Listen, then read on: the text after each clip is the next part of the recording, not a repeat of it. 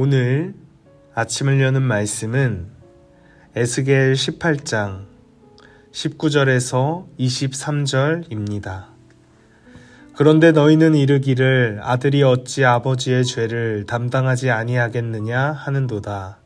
아들이 정의와 공의를 행하며 내 모든 율례를 지켜 행하였으면 그는 반드시 살려니와 범죄하는 그 영혼은 죽을지라. 아들은 아버지의 죄악을 담당하지 아니할 것이요 아버지는 아들의 죄악을 담당하지 아니하리니 의인의 공의도 자기에게로 돌아가고 악인의 악도 자기에게로 돌아가리라.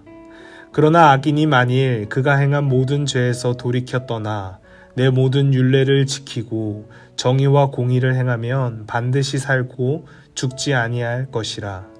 그 범죄한 것이 하나도 기억함이 되지 아니하리니 그가 행한 공의로 살리라. 주 여호와의 말씀이니라. 내가 어찌 악인이 죽는 것을 조금인들 기뻐하랴. 그가 돌이켜 그 길에서 떠나 사는 것을 어찌 기뻐하지 아니하겠느냐.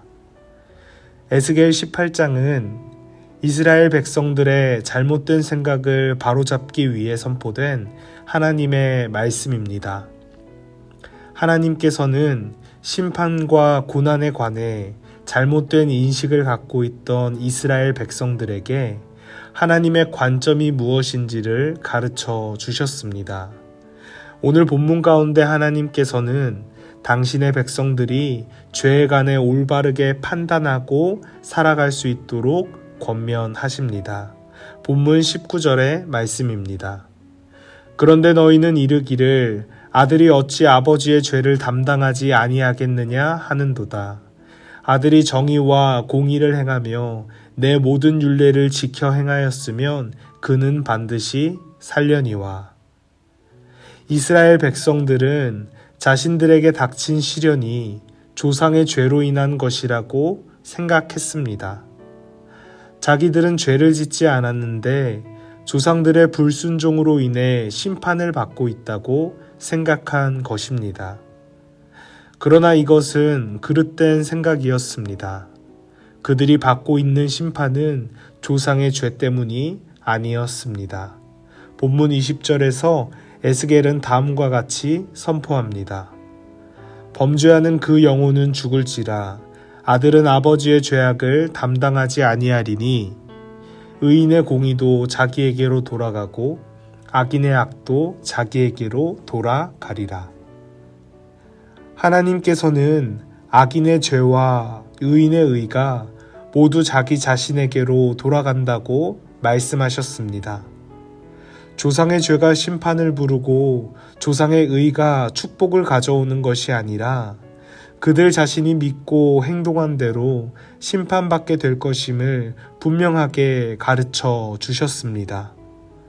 사랑하는 성도님들, 우리는 오늘 말씀을 통해 어떤 것들도 우리 신앙의 변명거리가 될 수 없다는 것을 깨닫게 됩니다.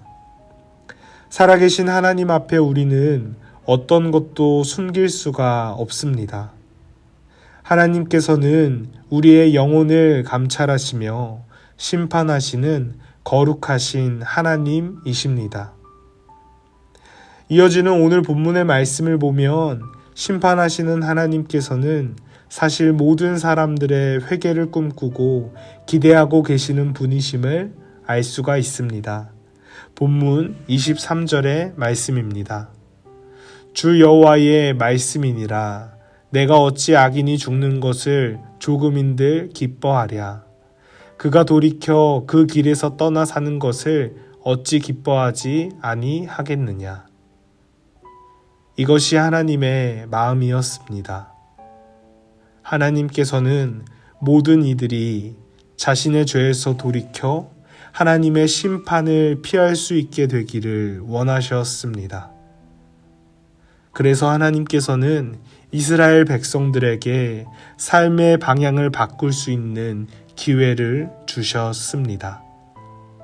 사랑하는 성도님들, 오늘 이 시간 여전히 우리를 기다리시는 하나님께로 죄를 돌이켜 나아갈 수 있기를 간절히 소망합니다. 삶의 방향을 돌이켜 하나님께서 원하시는 뜻을 따라 살아갈 수 있기를 원합니다. 하나님께서는 우리를 도와주실 것입니다. 하나님께서 우리가 하나님께로 돌아갈 때에 우리를 기쁘게 받아주실 것입니다. 그 크신 하나님의 사랑과 자비를 의지하며 오늘도 주님께로 넉넉히 나아가는 거룩한 성도가 되시기를 이 시간 간절히 소망합니다.